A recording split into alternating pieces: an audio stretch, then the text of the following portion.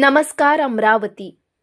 अमरावती शहरातील फ्रेजरपुरा पोलीस ठाण्याच्या हद्दीत घडलेल्या इलेक्ट्रिक केबल चोरी प्रकरणाचा पोलिसांनी यशस्वी उलगडा केला आहे। या प्रकरणात 2 आरोपींना पोलिसांनी अटक केली असून त्यांच्या ताब्यातून जळालेल्या तारांच्या स्वरूपातील मोठा मुद्देमाल जप्त केला आहे। फिर्यादी हितेश महेंद्र तायवाडे यांनी दिलेल्या तक्रारीनुसार 9 मार्च रोजी सायंकाळी त्यांनी वडाडी नाका परिसरातील आपल्या गोदामाला कुलूप लावून घरी गेले होते। मात्र दुसऱ्या दिवशी सकाळी गोदाम उघडल्यानंतर बंडल मधील फ्लॅट केबल चोरीला गेल्याचे त्यांच्या निदर्शनास आले। या प्रकरणाचा तपास करताना पोलिसांनी गुप्त माहितीच्या आधारे 2 संशयितांना ताब्यात घेतले। अटक करण्यात आलेल्या आरोपीमध्ये उपेंद्र महेंद्र पवार वय 25 वर्ष राहणार पारधी कॉलनी वडाडी आणि 19 वर्षीय वीरेंद्र महेंद्र पवार या 2 भावांचा समावेश आहे। पोलीस तपासात आरोपींनी चोरी केलेल्या केबल जाळून त्यातील तांबे काढून विक्री करण्याचा प्रयत्न केल्याचे समोर येते आहे। पोलिसांनी त्यांच्या ताब्यातून सुमारे 2,65,000 रुपयांचा मुद्देमाल जप्त केला। दोघांनी चोरलेला मुद्देमाल एकता नगर राहणारा वसीम खान रफिक खान याला विकल्याची कबुली दिली। ही कारवाई पोलीस आयुक्त राकेश ओला यांच्या आदेशाने पोलीस उपायुक्त गणेश शिंदे यांच्या मार्गदर्शनात फ्रेजरपुरा पोलीस ठाण्याचे पोलीस निरीक्षक रोशन शिरसाट यांच्या नेतृत्वात डीबी पोलिसांनी केली आहे। फिर्यादी हितेश तायवाडे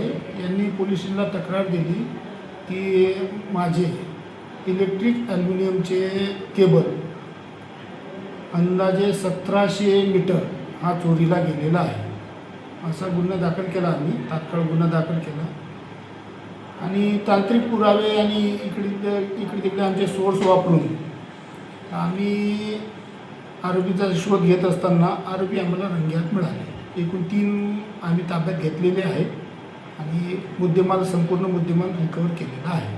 किती रुपयाचा मुद्देमाल जप्त केला आहे? हा चोरी गेलेला जो माल आहे 2,65,000 रुपयाचा होता। तो संपूर्ण माल मिळालेला आहे। फक्त हेच झालेलं आहे की जो ॲल्युमिनियमचा तार होता इलेक्ट्रिकचा तो आरोपी त्यांनी जाळला आणि फक्त आता आमच्याकडे ॲल्युमिनियमची तार आहे।